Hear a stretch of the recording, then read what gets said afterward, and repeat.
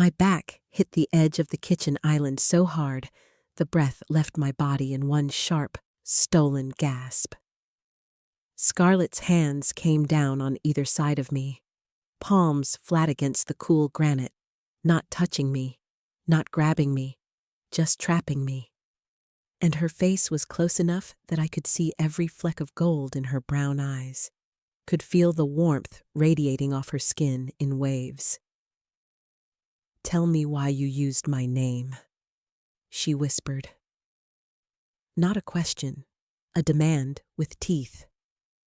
The kitchen felt airless. Oh, Portland in October is already gray and suffocating, but this was different.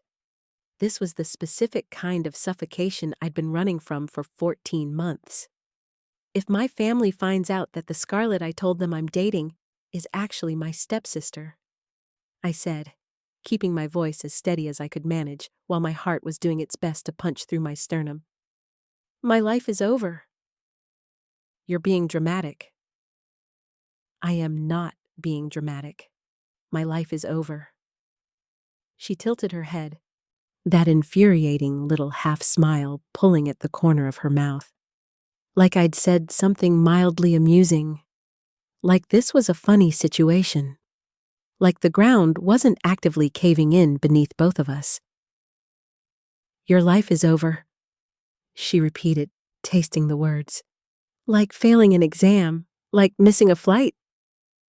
"Actually over," I said, because I didn't just lie about having a girlfriend. People do that.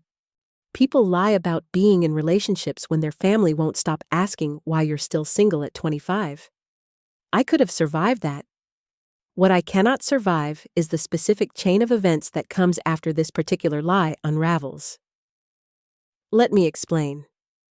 Number 1, I said a name. Just a name. Scarlett. Common enough, or so I'd convinced myself in the panicked seconds after it left my mouth, that my family didn't immediately connect it to her. They think I'm dating some woman I met through a friend of a friend, some mysterious Scarlett who doesn't live in our house, who isn't the daughter of the man my mom married 18 months ago. Not Scarlett Voss. Not my stepsister. Not the girl who has been making my life a particular brand of complicated ever since she moved into the other half of the duplex our parents share on Hawthorne Avenue. The same Scarlett who claimed the smaller of the 2 home office spaces before I could even unpack my desk lamp, knowing full well I'd already been using it for months before she arrived. The same Scarlett who showed up to our first family dinner, wearing a silk top and a politely devastating smile, and made my aunt laugh so hard she nearly choked on her wine, while I sat there feeling like a background character in my own life. The same Scarlett who walks through this house like she owns the square footage, like she invented the concept of occupying space, like the air itself has agreed to accommodate her. The same Scarlett who, in 3 weeks, I'm supposed to bring to a family gathering in Eugene, where my grandmother and my aunts and my mother's entire extended Oregon network will all realize in real time that the mysterious girlfriend I've been hinting at for 4 months is actually the girl they've already met. My stepsister. We're so completely, thoroughly, cosmically screwed. 2 hours before the kitchen island incident, I was standing at the stove reheating lentil soup I didn't even want, trying to figure out how I was going to survive the next 48 hours. Our parents had left that morning for a long weekend in Cannon Beach. Mom and David celebrating their first anniversary, staying at one of those cliffside rental properties David had been researching since July. They'd hugged us both goodbye at the door, Mom squeezing my arm and whispering, "Be nice to her, Nora. Please, for me." And I'd smiled and nodded because I always smile and nod. And then I'd watched their car disappear around the corner and turned to find Scarlett already back inside, already making coffee, already existing in the kitchen like she'd been there since the beginning of time. I'd spent most of the day in my room. Now it was past 11, and the house was quiet, and the soup was taking forever, and my phone kept lighting up with increasingly cheerful texts from my grandmother about the family dinner in 3 weeks, and I was just I was hanging on by a thread. The microwave hummed. I watched the bowl rotate in slow circles, counting the seconds, because counting felt like the only thing I could control right now. Then I heard her. Footsteps on the hardwood in the hallway. Slow, deliberate, and unhurried in a way that I had come to recognize as distinctly Scarlett, the particular cadence of someone who never rushes because they've never had to. I didn't turn around. I was sleeping fine. Her voice came from somewhere behind me, low and unhelpfully amused, until you started clattering around the kitchen at 11:30. I wasn't clattering. You absolutely were. The spoon situation alone? There was no spoon situation. Nora. She says my name the way she says everything, like she's making a small, private observation. The whole neighborhood heard the spoon situation. The microwave beeped. I pulled the door open harder than necessary, steam rising between us. I'm not picking a fight, I said, grabbing the bowl even though it was too hot. I'm heating soup. I'm existing. You're the one who came down here. I came down for water. Then get your water and go back to sleep. I would, she said, and I could hear her moving, the quiet pad of her feet on the tile. But you're standing in front of the cabinet. I stepped aside without looking at her. The bowl burned my fingers. I set it down on the counter and stared at it. You've been avoiding me, Scarlett said. I've been busy. For 3 days? Graduate school is demanding. My voice was flat. You'd know this if you ever asked about my life, instead of just narrating it back to me with commentary. A pause. The sound of the cabinet opening, the soft clink of a glass. You're not in the lab at 11:30 at night, Nora. You're reheating soup you don't even want. How do you know I don't want it? Because you've been staring at it for 45 seconds and you haven't picked up a spoon. I hated that she noticed things like that. Fine, I said. Maybe I've been avoiding you a little. Thank you for the honesty. You're welcome. Good night. Why, though? She set her glass down. Every time we're in the same room lately, you find a reason to leave within 10 minutes. You take the long route through the backyard to avoid the hallway if you hear me in the kitchen. You've been eating dinner in your room. You started parking on the street instead of the driveway so you don't have to walk past the living room windows when you get home. I turned around. I don't know why. That was my first mistake. Scarlett was leaning against the counter on the other side of the kitchen island, arms loosely folded, head tilted slightly. Knew her hair was damp. She'd clearly showered recently. And she was wearing an oversized gray long sleeve that should not have looked the way it looked, and dark leggings, and her feet were bare on the tile, and she was watching me with those careful, cataloging eyes, like I was something she was trying to figure out. I'm not, I started. You are. I'm just. You're hiding, which is fine. You're allowed to hide, but I'd like to know why. My fingers tightened around the edge of the counter. The soup was going cold behind me. Because every time I'm in the same room as you, I said, and the words came out before I could stop them. You make me feel. I stopped. Scarlett's head lifted slightly. Make you feel what? The kitchen felt very small. Nothing, I said. Forget it. No. She pushed off the counter, uncrossed her arms. Finish the sentence. Scarlett. Say it. You make me feel like I'm suffocating. It ripped out of me. I'm sharp and ragged and completely unplanned. Like I can't breathe right in my own house.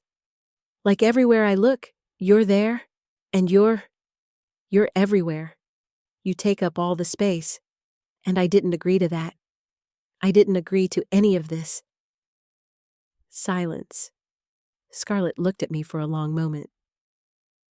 You used my name? She said. My blood went cold. What? At your mother's birthday dinner, 6 weeks ago. Her jaw tightened. Your grandmother asked you why you never bring anyone home. And you told her you were seeing someone. She paused. Someone named Scarlett. The bottom fell out of my stomach. Oh, God. You panicked, she said. I panicked, I confirmed. My voice sounded like it was coming from very far away. You panicked, she repeated, slow and deliberate, like she was weighing each word separately. And out of every name you could have said, literally any name, you chose mine. They don't know it's you. Yet. They think I'm dating some woman I met through mutual friends? Nora. Her eyes were very steady. They want to meet her. I closed my eyes. At that dinner, after the name had left my mouth, and I still couldn't fully explain why that name, why her name, why it had been sitting right there on the surface. My grandmother had leaned forward with that particular expression she gets when she's decided something is delightful. Scarlett, what a beautiful name. What does she do? Where did you meet? And I'd fumbled, said something vague about mutual friends, about things being new, about taking it slow, and my grandmother had reached across the table and patted my hand and said, Don't take too long, sweetheart. We'd love to meet her. No, bring her to Eugene next month. And everyone had agreed. My mom had looked so pleased, that specific brand of relieved happiness she gets when she feels like I'm doing okay, and I had smiled and nodded and let the trap close around my ankles without making a single sound. The reunion is in 3 weeks, Scarlett said. You know that. I know. When they see us walk in together? I know, Scarlett. Why my name? I didn't have an answer. I had half an answer. A fragment of an answer.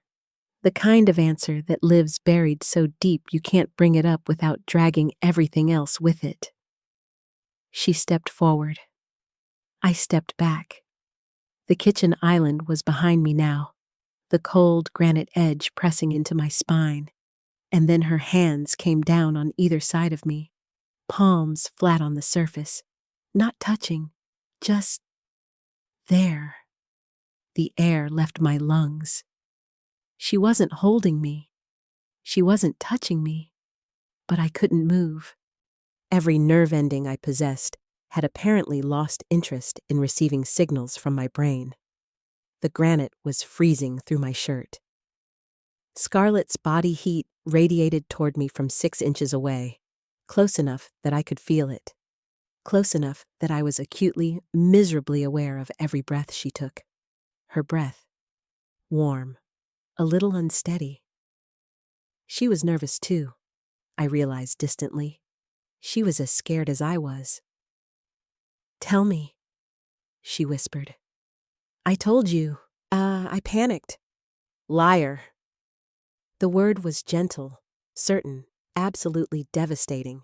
She was right. I'd been lying to myself for over a year.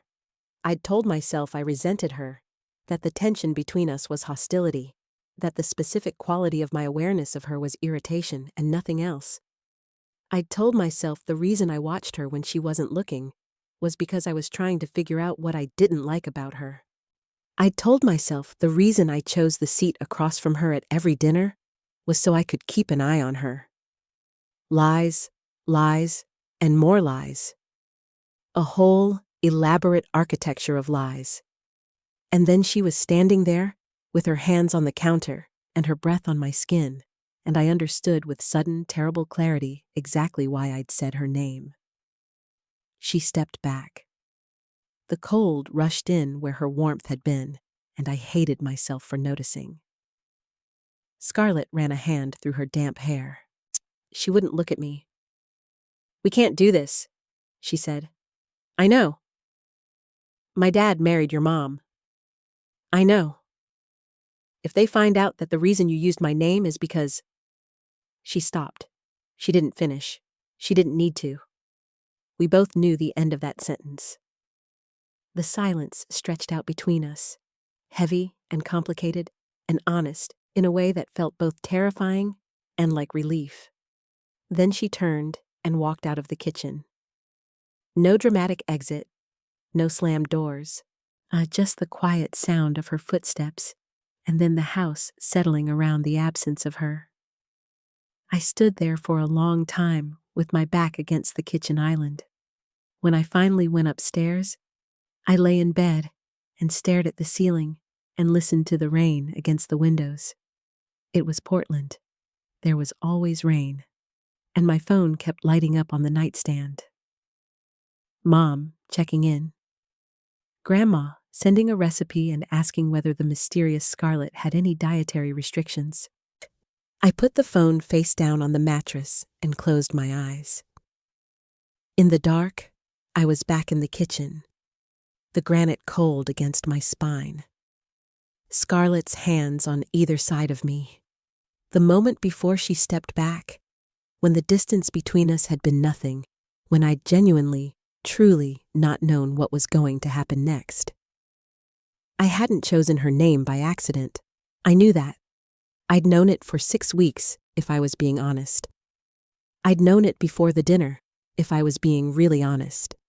The name had come up because it was already there, because it had been living at the top of my awareness for long enough that when I needed something, someone, real, it was the first thing my mouth found.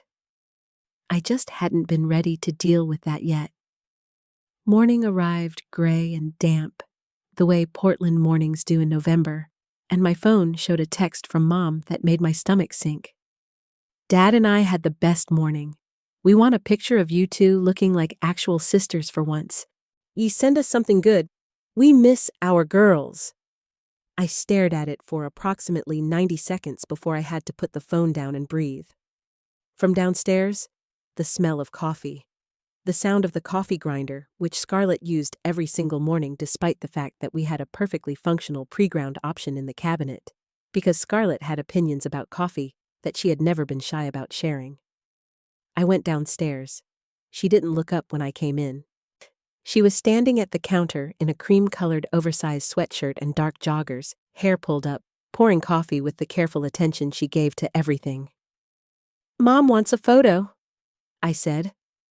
Scarlett's hand stilled on the coffee pot. "Of us together. She and David think we're getting along better. As sisters." I paused. The irony is genuinely impressive. Scarlett set the pot down. She reached for the second mug. Already out, already waiting. Because she always made enough for two even when we weren't speaking. And slid it across the counter without a word. Black, no sugar. The fact that she knew how I took my coffee without having to ask. The fact that this was just something she knew about me, like it was obvious, like it had never been worth remarking on. I picked up the mug. "We should send them something," Scarlett said finally, "so they stop worrying." "Yeah." Couch. "Give me 10 minutes." We took the photo on the living room couch. It should have been simple. It was just a photo. Just two people sitting together and pretending to be comfortable. But the first attempt involved us sitting with approximately 8 inches of pointed, aggressive distance between us. And when Scarlett looked at the result, she just said, "No." "What?" "We look like co-workers at a mandatory team-building event." "I mean, closer. We need to actually look like we like each other." "I don't…" "Nora." Her voice was patient in a way that somehow managed to be gently devastating. "Our parents have been photographing us at every family event for over a year. They know what it looks like when we're tolerating each other. If this looks like tolerance, they'll know something is wrong." She was right. She was always annoyingly right about these things. I shifted. Our knees touched. Just barely. A brush of contact. Nothing. The meaningless. And my entire nervous system fired like I'd grabbed a live wire. Scarlett's jaw tightened. She'd felt it too. She looked straight ahead. "Put your head on my shoulder," she said quietly. It'll look natural, like we actually sit like this sometimes." "Do we?" I wanted to ask. "Do we do that? Should we? Would we, in some other version of this, in some parallel situation where the circumstances weren't so—" I leaned in.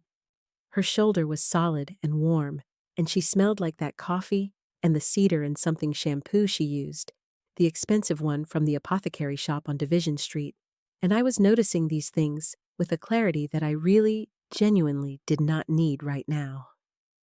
Scarlett raised her phone. The camera clicked. She didn't move. I didn't pull back. We stayed exactly like that. Her shoulder under my cheek. Her breathing slightly unsteady. My hand loose in my lap. The rain still going against the windows. For maybe 5 seconds, maybe 10. Some pocket of time that felt extracted from the normal flow of things. "We can't keep doing this," she said, barely above a whisper. "Doing what?" "Pretending." I lifted my head. Our faces were close. Not as close as last night, but close enough. Her expression was complicated, careful, like she was thinking about several things at once, and none of them were particularly comfortable. "Then what do you want to do?" I asked. The sharpness that came out in my voice wasn't anger, not exactly. It was the sound of someone backed into a corner asking a genuine question. "Tell them the truth? That I lied about being in a relationship? That the Scarlett they're excited to meet exists," she said quietly.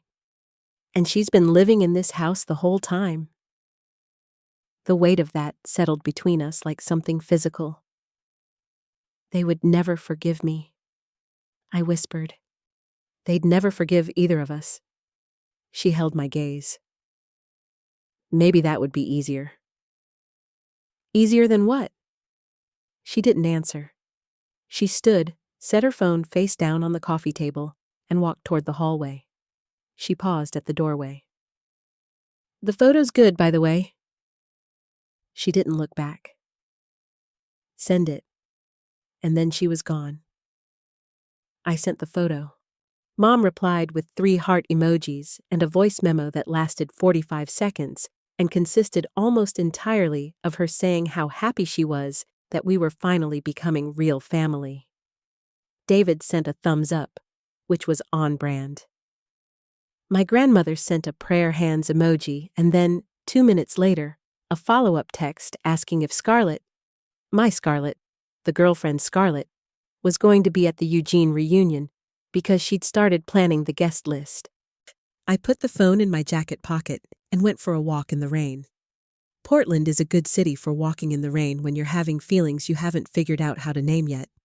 The streets were slick and orange-lit and mostly empty on a Sunday morning, and I walked down Belmont and then through Ladd's Addition, past the rose gardens that were scraggly and bare this time of year. And I tried very hard to think about something other than the specific feeling of Scarlett's shoulder under my cheek. I had been telling myself a story for 14 months. The story went, "I don't like her. She's too confident, too polished, too effortlessly everything in a way that makes me feel constantly 3 steps behind. She takes up space I didn't offer. She dismantled the careful, quiet life I'd constructed in this house before she arrived and rearranged it according to her own preferences, and she never even asked. She is aggravating and presumptuous, and I wish she'd go back to wherever she was before." I walked 3 miles in the November drizzle and came back wet and slightly cold and admitted to myself, quietly, privately, in the way you admit things when no one is watching, that the story had never been true. not the way I'd been telling it. That afternoon, we ended up in the living room again. Not planned. Gravitational, more like that particular pull that had developed between us over the past months. The way we kept ending up in the same room without quite intending to. Like the house itself had gotten tired of us pretending we didn't notice each other. Scarlett was on the couch with her legs tucked under her, scrolling through the streaming queue. I was ostensibly reading, but I'd read the same paragraph 6 times and retained nothing. She picked something, a documentary about deep-sea creatures, which was unexpected and somehow completely on brand. And I didn't object. Halfway through a segment about bioluminescent jellyfish, she shifted and made a small sound that wasn't quite a wince, but was adjacent to one. "Are you okay?" She glanced at me, briefly surprised that I'd noticed. "Yeah, fine." "You're not fine. You just made a face." "I didn't make a face." "You made a face, Scarlett." She was quiet for a moment, then said, "Left shoulder, old thing." I waited. "Swimming," she said. "I swam competitively through college, specialized in butterfly, which is apparently designed to destroy your rotator cuff over time." A pause. "Tore it my senior year, about 4 months before conference championships." I hadn't known the whole story. I'd known she'd swum. There was a photo on her bookshelf, a team photo from what looked like a natatorium. Scarlett in a red cap with that specific look athletes get when they've trained so hard that competition feels like home. But I hadn't known she'd been injured. I hadn't known she'd stopped. "Physical therapy?" I asked. 18 months of it." She rotated her shoulder slowly, testing. "It's mostly fine now. It just acts up in the cold." She looked sideways at me. Portland was maybe not the ideal climate choice. "Why did you stop?" "After the injury healed. The question landed heavier than I meant it to. She was quiet long enough that I thought she might not answer. "I didn't stop because of the shoulder," she said finally. She was looking at the TV but not watching it. "The shoulder was a convenient reason, but it wasn't the real one." "Then what was?" She pulled at a loose thread on the couch cushion. I was terrified of failing where people could see me. A pause. I'd spent 4 years being someone my team could count on. And then my senior year, with the injury and everything else, I couldn't get back to who I'd been before. And the thought of everyone watching me try and fall short of what I used to be. She shook her head slightly. "I'd rather retire on my own terms than have anyone watch me not be enough." Something in my chest opened up, carefully, like a window being unlocked. This was the Scarlett that lived underneath the other one. Not the effortlessly confident presence who moved through rooms like she owned them, but this one. The one who was afraid. The one who made decisions based on fear and called them choices. The one who understood the specific exhaustion of maintaining a version of yourself for an audience. "That's why I took your office," she said. I blinked. "What?" She looked at me properly now, and there was something almost rueful in her expression. "Your study room, the one I claimed before you could stop me." She paused. "A few weeks before I moved in, I came by to see the place with my dad. You were in there working, door half open, headphones on, completely absorbed in whatever you were doing. And you looked—" She stopped, started again. "You looked like someone who knew exactly what they were doing and why. Like the work actually meant something to you. Like you weren't performing it for anyone." The room was quiet, except for the narrator describing the depth at which certain fish lived. "I wanted that," Scarlett said. "Not the room, specifically, just whatever that feeling was, that certainty."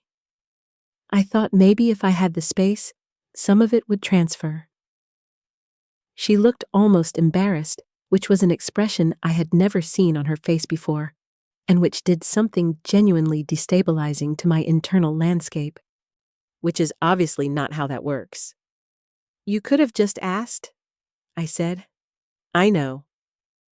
I would have. I stopped, because I actually wasn't sure what I would have done. Said yes, probably. Made it complicated, also probably. I would have figured something out. Asking felt too vulnerable, she said. Fighting felt safer. I understood that so precisely and completely that I didn't know what to do with it. You're the only person in this house, Scarlett said, and her voice had gone quieter. Who doesn't look at me like I'm putting on a show? My throat tightened. That's not. It is. Your mom looks at me like I'm a guest she needs to make comfortable. My dad looks at me like he's relieved I seem okay. Even at family dinners, everyone's responding to the version I'm presenting. She held my gaze. You just look at me, like you're seeing what's actually there.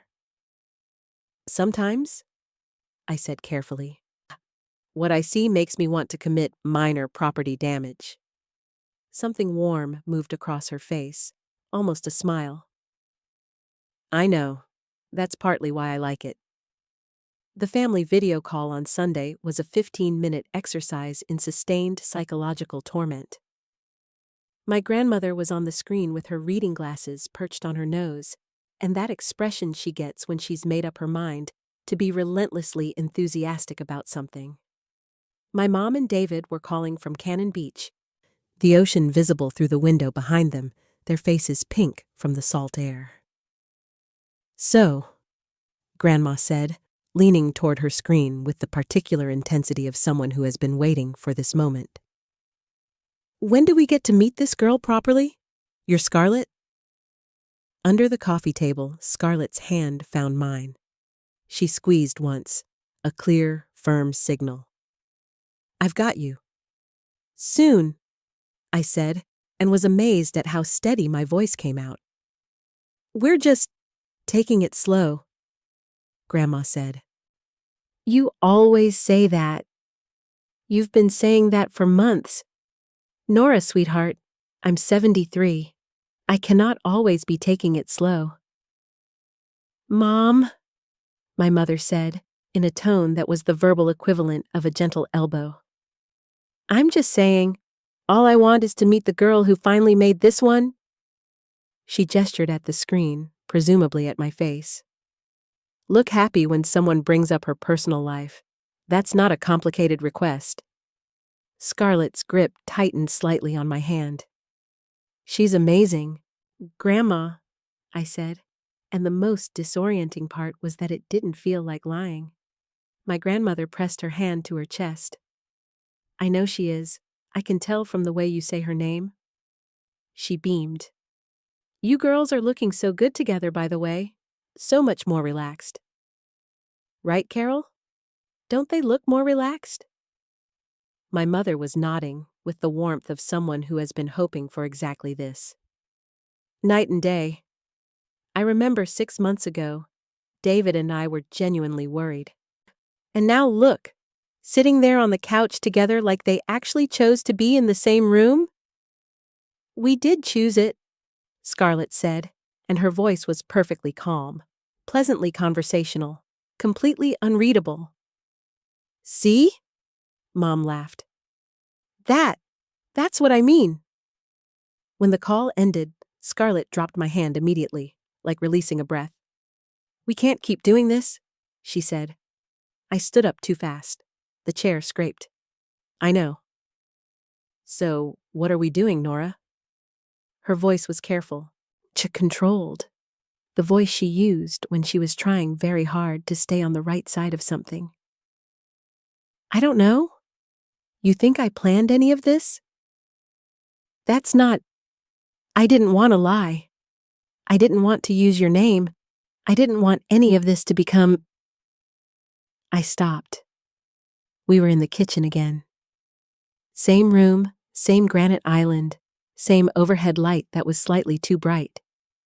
It felt like the house kept returning us here. Like this was the room where the truth lived. Scarlett stepped toward me. I didn't step back this time. "Didn't want what?" she said. I looked at her. The whole year collapsed into this moment. Every argument, every careful avoidance, every time I'd chosen the long way around to prevent us from ending up in the same hallway. Every time I'd sat at the dinner table watching her talk and laughed in spite of myself and immediately catalogued it as a betrayal of my own narrative. "I didn't want to want you," I said. The words fell into the space between us, clean and terrible and real. Scarlett went still. "Say that again," she said quietly. "No." My voice cracked. "I can't. Nora!" "If I say it again, it becomes something I have to deal with. And if I have to deal with it, then I also have to deal with the fact that I chose your name on purpose, that I've been choosing you on purpose for months without admitting it. And when they find out, when they all find out at the reunion, and everyone is shocked and upset, and my grandmother needs her heart medication, I have to be able to say it was nothing." My voice was unsteady now. "I can't do that if I've said it twice." Scarlett took another step. There was almost no space between us. "Tell me it was nothing," she said. "Look me in the eye and tell me you don't feel this." I opened my mouth. Nothing came out. "Lie to me properly," she said. Her voice was barely above a whisper. "If you can do that, I'll believe you." The kitchen was very quiet. The rain had stopped. The refrigerator hummed. "I hate you," I said. Scarlett looked at me. "I hate you for taking the office," I said. The words came out soft, barely holding their shape. "I hate you for making everyone at dinner like you better than me. I hate you for knowing how I take my coffee without ever asking. I hate you for walking around in those ratty old college swimming shirts at 7 in the morning like you don't know what you're doing. I hate that you made me laugh at Mom's birthday dinner, even though I was furious with you. I hate that when I picture telling my grandmother the truth, the part that scares me most isn't her reaction. It's whether you'll be standing next to me when I do it." Silence. "I hate," I finished, very quietly, "that I used your name because it was the only one that felt real." Something shifted in Scarlett's expression. Something cracked open, then resolved into something else. Something that looked like recognition, like landing. She crossed the last inch of distance between us. The kiss was not what I'd expected. I'd imagined, on the rare occasions when I'd let myself, that if something happened between us, it would be fierce, a collision, for all that redirected energy finally finding somewhere to go. But it wasn't like that. It was slow and deliberate and soft in a way that felt like exhaling after holding your breath for a very long time. Like something that had been waiting patiently to be acknowledged, finally getting there. My back hit the kitchen island. This time, I leaned into it. This time, when her hands found my waist, I didn't freeze. When we broke apart, we were both breathing a little fast. Scarlett rested her forehead against mine. Her hands were warm at my sides. "We are so completely screwed," she said. I laughed. It came out slightly broken, which felt appropriate. "Yeah. When they find out, Grandma is going to need to sit down. My dad is going to give the longest, silent, disappointed look of his entire life. Your dad's disappointed, silent looks last approximately 45 seconds. I've timed them." Scarlett pulled back just enough to look at me. And she was smiling now, that specific smile she almost never let anyone see, the one without performance in it. "You've timed them." Statistically significant sample size, I said. 14 months of data. Nora, what? Is it worth it? I thought about it. The reunion in 3 weeks. The faces of our parents and our grandmother when they understood what was actually happening. The conversations that would need to happen. The explanations. The apologies. The careful navigation of something that didn't have a precedent in our family's rulebook. I thought about a year of telling myself a story that was never true. Yeah, I said. It's worth it. She kissed me again, briefer this time, certain. Then she stepped back and looked at me with those careful, cataloging eyes. She was never your enemy, she said. No, I agreed. She was just the only one who could get under my skin. She had never been my enemy. Looking back on the last 14 months with that knowledge, with the understanding that what I'd been running from wasn't hostility, but something considerably more inconvenient, it was almost funny how elaborate the whole construction had been. How much energy I'd spent building a story about resentment and incompatibility, when really all I'd been doing was trying to manage the fact that Scarlett Voss had walked into my life and immediately become the most important variable in it. The arguing had been real. The irritation had been real. But underneath it, always, had been this. The specific awareness that she was there. The involuntary cataloging of her moods, her habits, her coffee preferences, the way she laughed when she thought something was genuinely funny versus politely funny. The fact that her opinion of me, even when I claimed not to care about it, had mattered more than almost anyone else's. We made rules that first night. Practical, cautious rules. The kind you make when you're being careful with something. Not in front of family. Not yet. Not until we'd figured out how to have the conversation. Not rushed. Not in either direction. Not forced into the shape of something we weren't ready for. Not denied into nothing. Together, when the time came. Whatever happened at the reunion, whatever the fallout was, we'd face it together. The 2 weeks between that night and the Eugene reunion were the strangest and most clarifying of my life. Not easier, exactly. There was still the weight of the lie, still the family texts and phone calls and my grandmother's escalating excitement about meeting my Scarlett, still the logistical reality of what was about to happen. None of that got lighter, but the house felt different. The kitchen felt different, specifically. I was at the stove making actual dinner. Pasta with the sauce I'd been making since college. The one with the obscene amount of garlic that my roommates had always complained about. And Scarlett came in and leaned against the counter and watched me cook with her arms folded and that half smile she deployed when she was comfortable. And I said, "Either help or stop hovering." And she said, "I'm not hovering, I'm supervising." And I said, "Those are the same thing." And she said, "They are absolutely not the same thing." And then she was next to me at the stove, shoulder to shoulder, reaching past me for the wooden spoon with no warning, and I let her, and neither of us said anything about it. She was good in the kitchen, it turned out. Better than I was, technically, though I wasn't prepared to admit that out loud. "You use too much salt," she said. "I use the correct amount of salt." "You use an amount of salt that a cardiologist would consider a personal attack."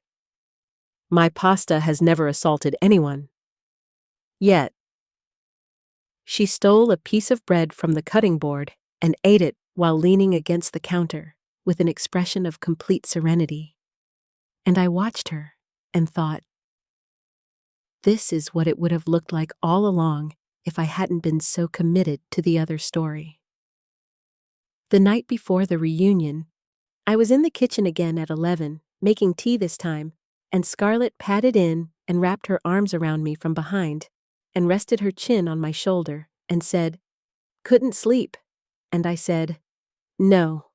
And we stood like that for a while, with the kettle heating and the rain at the windows. You know they're going to find out tomorrow, she said. I know. There's no version of us walking in there together where someone doesn't figure it out. I know. Your grandmother is going to want to understand the timeline. She's going to want to understand everything. She's going to have a diagram. Scarlett huffed a small laugh against the back of my neck. My dad's going to do that thing where he says, I see approximately 7 times while he processes. My mom is going to need to go outside for air. Probably. I turned in her arms. She let me, shifting her hands to my waist. The kitchen light was low. I'd turned the overhead off and left just the counter light on, which turned everything soft and amber. Are you ready? She asked. I thought about it honestly. The long answer involved a lot of nuance and contingency. The short answer was simple. No, I said. But I'd rather do it than spend the rest of my life explaining to my grandmother why my mysterious girlfriend never quite manages to show up. Scarlett smiled. Really smiled. The real one, the unperformative one. The one I'd worked out over 14 months was the most accurate version of her. Together, she said. Together. She kissed me, slow and certain, and I leaned into the kitchen island and thought, the marble is still cold, but I'm not. In the morning, we drove to Eugene together. 2 hours, the I-5 mostly quiet, Scarlett with one hand on the wheel and the radio low, and the Willamette Valley fog still sitting in the fields between Portland and Salem. She made a playlist for the drive. She didn't tell me she'd made it.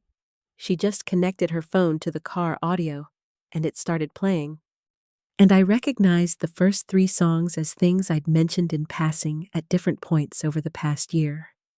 A band I'd referenced once in an argument, a song I'd been humming while I made coffee one morning 3 months ago, an artist she'd never mentioned being familiar with, but who I'd written a paper on during undergrad.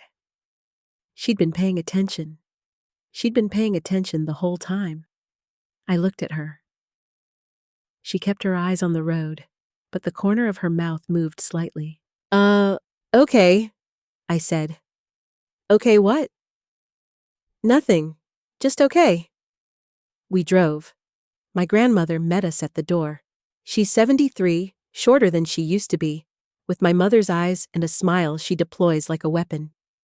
She opened the door before we'd finished walking up the porch steps and looked at the 2 of us, standing there, together, close in a way that probably communicated something to anyone paying attention.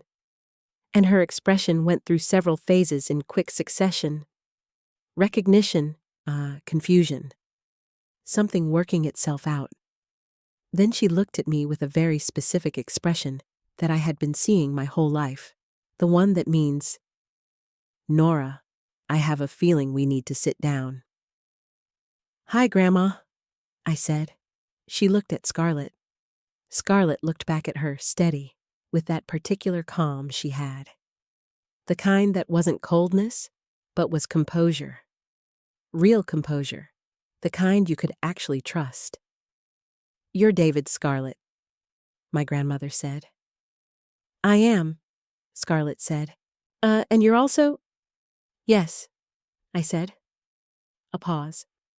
Then my grandmother reached out and took one of my hands and one of Scarlett's, one in each of hers, and held them both. Well, she said, this is going to be a very interesting afternoon. She squeezed once, let go, and went back inside.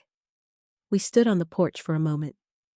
Through the window, I could see my mother in the kitchen with David, could see the moment she looked up and saw us through the glass. Could see her face begin its own complicated journey. Scarlett exhaled slowly beside me. Okay, I said. Okay, she agreed. We walked in together. It was, as my grandmother had predicted, a very interesting afternoon, There were questions and some confusion, and one extended pause from David that lasted exactly 43 seconds. I counted. And my mother needed to go outside for air, which I'd also predicted. My cousin asked a clarifying question that was slightly the wrong question, but came from the right place. My aunt said, "Oh, that's what's been going on?" in a tone that suggested she'd had her suspicions, which startled everyone, including me. Nobody was exactly fine with it, not immediately. That wasn't how this kind of thing worked. But nobody left either. And at the end of it, when most of the afternoon had been spent and the initial shock had settled into something more like adjustment, my grandmother came and found us in the backyard where we'd stepped out for air. She looked at us for a long moment. "Did you fight a lot?" she asked. "Constantly," I said. "Good," she said. "The ones worth it always start that way." She went back inside. The door closed behind her. Scarlett was quiet for a moment. Then she said, "Is she always like that?" "Yes," I said. "She's been like that my entire life." "I like her." "She likes you too. She liked you before she knew who you were, and she likes you now. She's just processing the paperwork." Scarlett looked at me. The evening light was coming down through the bare oak trees at the edge of my grandmother's yard, and the fog was gone, and the sky was the particular clear gray of an Oregon evening. And she looked at me like I was the only person in this yard, in this house, so in this complicated and ongoing situation. "I never hated you," she said. "I know. I want that on record." "Noted." I looked back at her. "I never actually hated you either. I was just terrified of how much I didn't." She reached out and took my hand. Simple. Easy. Like it had always been easy, and we just needed to stop arguing long enough to notice. "So," she said, "do you think your mom's going to be okay?" "She'll be okay.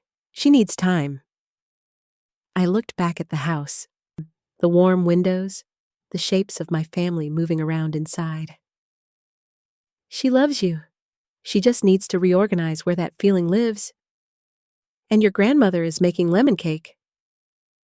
"She's always making lemon cake. This is not a new development." Scarlett smiled, and I thought, 14 months. 14 months of telling myself the wrong story about what was happening between us. 14 months of fighting, of avoidance, of elaborate detours around a feeling that was simply stubbornly there. 14 months of choosing her name in a panicked moment and then running from what that meant. And now, her hand in mine, in my grandmother's backyard, with the complicated but survivable fallout happening indoors. Worth it. "Come on," she said. We went back inside. Turns out I never hated my stepsister. I was just afraid of how much I wanted her. And now, I'm figuring out, day by day, how to stop being afraid of that, and how to let my family catch up to something that, if I'm honest, had been true for a very long time. And